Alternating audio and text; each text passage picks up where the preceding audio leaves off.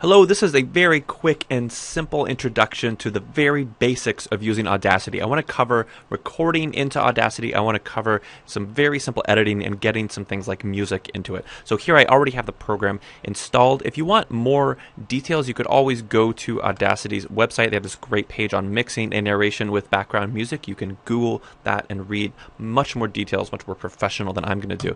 What I'm going to do first is make sure that I have already plugged in my microphone. That's really important. Audacity, if I plug the mic in after I open it, sometimes it gets a little messed up. So I'm going to plug it in and then open the program. When I do that, I can click this little thing here to choose the mic I want. You can see that my computer's like, well, I don't know, you probably want to record out of the mic that's built into the computer, right? And I'm like, no, I want to use this microphone here, the one that sounds a little bit better. So if you are plugging a microphone, and make sure you pick the right thing. Now that I've picked the microphone that I want to use, assuming I plugged one in, maybe I just want to use the one that's already built into the computer, what I like to do is do a quick little test to make sure the volume is right. I usually do that just by clicking in here, right above the mic area.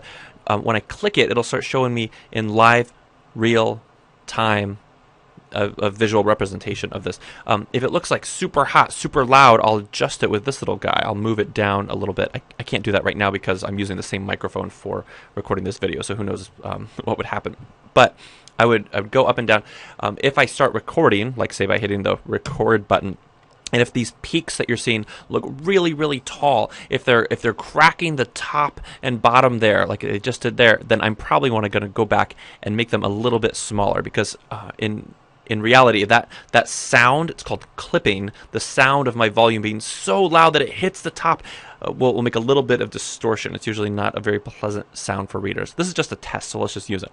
Well, here I am recording. Did you see how easy that was, by the way? I plugged in a mic, I opened the program. If I want, I kind of adjust the volume a little bit.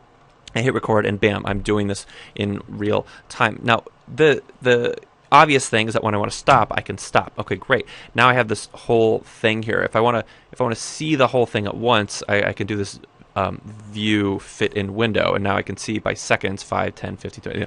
I just did about a 40-second video. I have a few options here that are really pretty simple. I'm talking about a situation here where you might want to work in some music. So before I get music in here, I want to make my volume a little bit more even. You see how in parts of it where I got quieter, it didn't go up much at all, and at times where I was louder, it was kind of up here really big. So I like to do something called compression. Now, if I hit Control A, it'll select the whole thing. I could also do that just by clicking the track, and you see it's a little darker. It's kind of like highlighting words in Word. I'm saying, hey, I want to do something to everything I just selected. If I want, I can also choose the selection tool up here and kind of select different parts. But I want to do something to this whole thing. I want to compress this whole bit. So I'm going to select the whole thing, go to Effects, go to Compressor. Now, compressor might be a weird term for you. You might not be used to it. You might see a whole lot of scary things here. Well, if you want more details about ideal ways to adjust this, you remember that page I talked here. It kind of has some suggested things. A lot of times I just leave it as default. It'll default to the thing I did last time. I'm just going to hit OK and show you what happens. Watch the visual representation. All of a sudden, it's a little more even. That part that was a little quieter there is a little louder. The part that was really loud sometimes is even a little bit quieter, and the whole thing sounds a little more even toned. Well, that's great. That means that I can put music underneath it and not be worried about the places I was talking quieter being really quiet. Okay, it's a really simple, really easy little thing to do. Select all, compress. Now, what I want to do is get some music or some sound effects or something in here. So what I'm going to do is go to some place where I have some music. Well, here's a weird piece. I'm going to drag this file into my Audacity program. And you see what happened is it literally dragged it in as a whole separate track underneath it. This is everything I just did. Remember a second ago we were kind of zoomed in a little bit more, so it took up more of the whole screen. But now this new track is playing underneath. So if I hit play, you would hear the things I said, and at the exact simultaneous moment, like say at 15 seconds, you would hear that track underneath it. Now, I'm going to zoom out a little bit. I'm doing Control and holding the roller ball on the mouse. That kind of zooms me in and out. I like that a lot. You can see that this audio track is way longer than my 40 seconds of talking. So I probably don't want the whole thing. I probably want to cut something. I might want to cut something of my narration. I might want to cut something of this audio too. So let's do it one at a time. Let's say I only want that first 40 seconds of the music, assuming that that's exactly the part I want. I'm going to highlight it. I can only do that because I chose the select tool here first. I'm going to highlight what I want. And when I've highlighted, I'm just going to hit the delete button on the keyboard. Bam, it's gone. Wow, how easy and simple. Now again, to make it easier, I can kind of zoom in and out, remember, with my control rollerball thing. Okay, so now here's my talking, here's this part. Now I might still have parts up here where I'm like, oh, I really want to delete this part. Maybe this is all a mistake. Same thing, right? I can highlight, I can hit delete. I can do that however much I want. Now, say that the music really starts getting really good right here at about this 20-second moment. And I'm like, oh, I really wish my audience could kind of hear some of that music right there. Well, what I like to do is split the track. So I put my cursor where I want it to go, and then I can go to Edit, Clip Boundaries, and Split. You see it also tells you Control-I will do it. I use Control-I so much more. Watch what happens when I hit that split. Well, barely anything. You can see there's a little bit of a line now between this. That means that, I'm going to zoom in, you can see the stuff on one side is different than the stuff on the other side. Now, if I want to accentuate that, if I want to make that a little clearer, I'm going to click up here to these tools, and I'm going to click this one that's the time shift tool. That essentially means I can drag stuff around. Let me show you what happens when I drag, when I try to click and drag on this bottom track with the time shift tool. The whole thing moves. Now I can't select things the way I used to, right? If I want to select something, I have to go back to the select tool, highlight it. But if I want to move it around, I click time shift tool, now I can move stuff.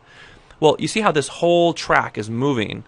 Well, I just split this top track, so now I can move it in different places. Does that make sense? That they get dragged separately. They're thought of as whole different clips, and that can be really useful when I'm trying to time my words with my music. If I'm like, ooh, there's this really interesting part of music, I want it to come right there, and there'd be a little bit of silence in my words as it comes back in. That can be really, really sweet, right?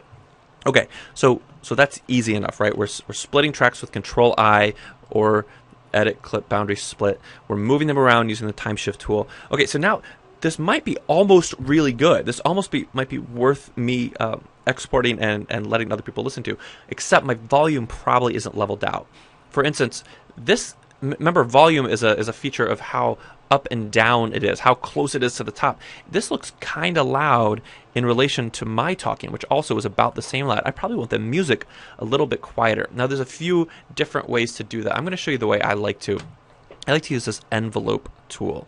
I'm going to click that, and you see the second I clicked it, all of a sudden things look a little different here. It's like, what's going on? What I do is I click at a point in a track, and you see what it did is it made this itty bitty little dot there. After I click there, I can adjust the volume of the things before that and after it. So I clicked that, so now that's kind of like a pivot. Now I'm going to click in a space before it, and watch what happens. I can kind of manually adjust everything before and after that pivot. And remember, smaller means quieter. So what I'm doing here is I can make another pivot here. I can make this part in the middle kind of louder if I want, so it feels a little bit more accentuated, remember, because the speaking stopped at that moment. And then when I start talking again, I can drag another one, and everything after that pivot point will get quieter. You can see I can kind of use it to fade a little bit to make it a little more interesting. If I'm like, oh, that's still too loud, well, again, I'll just drag it again and kind of even that out. This is a lot of playing around. I know it kind of looks weird here, but in real life, I'm constantly playing back the whole time to hear what it sounds like. The easiest way to do that is to just click this top bar. So if I'm like, I want to hear what it sounds like starting right here, you click that bar, and it'll start playing back right at that moment. Now you can't hear it because of the setup on my computer right now, but it I swear it's there, it's playing. So I'm like, is that quiet enough? I hit play. No, I'll make it a little quieter, and I come back and I grab that and make it a little louder, whatever.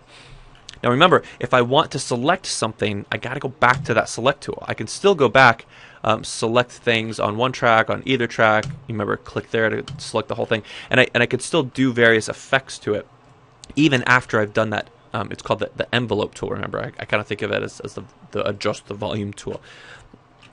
But that's the most basic things I find myself doing all the time. I record, I compress, I split, I move, and I adjust the volume with envelope. Okay, let's say this is perfect. Let's say it's exactly how I want. I'm going to go back to the fit in window, Control F, just to kind of see the whole thing here.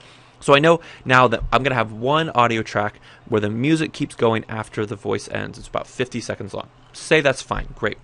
Well, there's two different ways to save in Audacity. If I hit File, Save Project As, I'm saving this whole project as an AUP file, which only Audacity can open. I'm essentially saving this as something that I can come back to later. So if I'm like, call this like test for video, then I can save this, walk away, and come back. But I can't email that testforvideo.aup file to someone. They can't open it up and be like, oh, I'm like grooving to this cool thing you made. No, it's not listenable by them yet. I need to export this first into an audio file that can be shared. So that's actually not that hard. I'm going to go to File and Export. You notice export is different than save, right? That word is on purpose. Export means I'm going to make this so someone else can listen.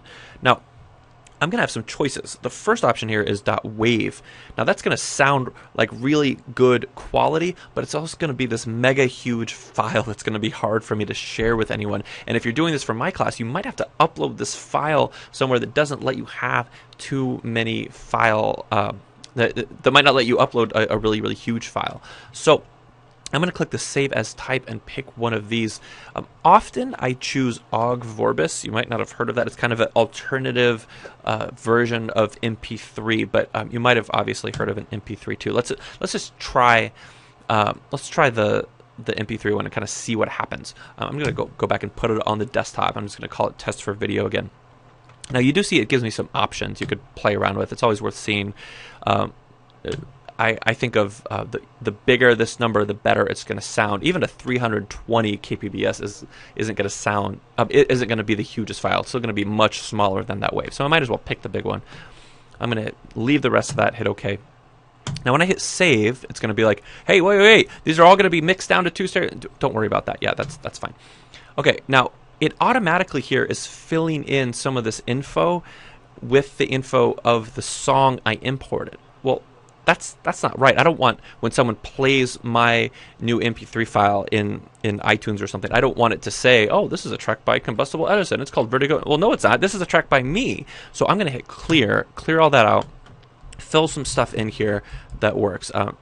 Track title is Test for Video. If you don't have an album title or a track number or whatever, that's fine. Sometimes I think it's kind of cool to keep track of the stuff. I don't know. I do like audio test it, and so then later on, if I'm like, man, where's that audio test, and I have some program open that I'm using to listen to music, I use Winamp. I can search Winamp for the genre audio testing. Oh, there it is. Add comments if you want. Whatever. Leave the rest of this. Hit OK. It's going to think about it. Bam! I have my file now. So wherever it is, I saved that MP3 file. I can now share that with other people. That's it. It's really that easy. I know it looks like it wasn't that easy, but I swear it is. Get in there and play around. Give it a shot. Bye.